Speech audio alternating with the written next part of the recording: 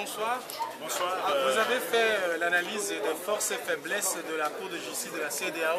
Est-ce que, à la suite de cette analyse, c'est une institution dans laquelle on pourrait avoir confiance? Non, mais ce que nous avons dit tout au long de cette conférence débat, ce n'est pas pour affaiblir ni détruire la Cour de justice de la communauté CEDEAO qui abat un grand travail. Et c'est mon devoir de remercier tous ceux qui travaillent à cette Cour et qui aujourd'hui nous permet de nous faire entendre. Parce que cette Cour, comme je l'ai dit tantôt, est une Cour qui connaît de tous les cas de violation des droits de l'homme. Et tenez-vous bien que si nous ne faisons pas des critiques, elle ne va pas s'améliorer. Donc tout ce que nous avons dit ici, c'est pour qu'elle s'améliore et que ces prestations puissent être à la hauteur des attentes de tous les citoyens de la CEDEAO.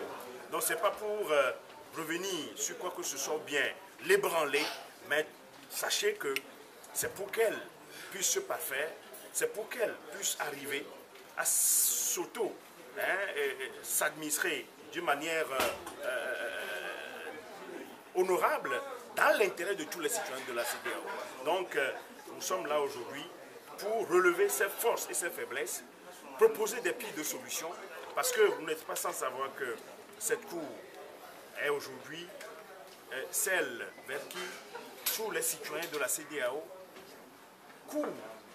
Et justement, elle a rendu des arrêts très importants qui, à notre humble avis, doivent être totalement exécutés dans l'intérêt de tous les ressortissants de l'espace CEDEAO. Donc notre souhait le plus ardent, c'est que nous puissions aller en avant et que chacun d'entre nous, comme un seul homme, se mobilise pour que nous puissions avoir de meilleures prestations de cette Cour. Est-ce que vous n'avez pas l'impression qu'il y a plus de faiblesse que de force? Oui, vous savez, même un homme, une personne humaine a des défauts et des qualités. Donc il n'y a pas de raison que cette Cour n'ait pas de défaillance ou bien n'ait pas de faiblesse. Donc ces faiblesses pour nous, nous les avons relevées. Et aujourd'hui, va falloir que chacun d'entre vous, pour le travail que vous abattez tous les jours et pour lesquels je vous remercie, puisse faire en sorte que ce que nous avons relevé comme faiblesse soit répercuté, acquis de droit, et que des efforts soient faits pour améliorer la situation. C'est là notre vœu le plus ardent. Et quelles sont vos propositions pour améliorer cette situation?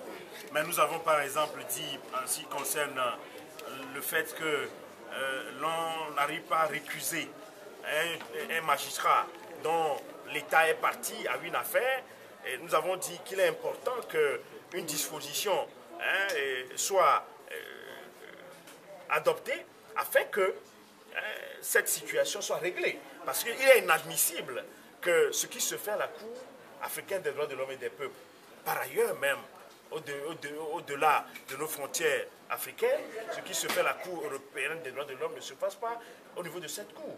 Et donc nous avons dit qu'il est important que lorsque un juge doit connaître une affaire dans laquelle son État est impliqué, qu'il se récuse. C'est dans l'intérêt du juge, c'est dans l'intérêt de la bonne administration de la justice. Donc notre souhait, c'est que des dispositions soient prises pour que cette lacune-là soit corrigée, soit, comment dirais-je, afin qu'on arrive à régler toutes les difficultés auxquelles nous sommes aujourd'hui confrontés.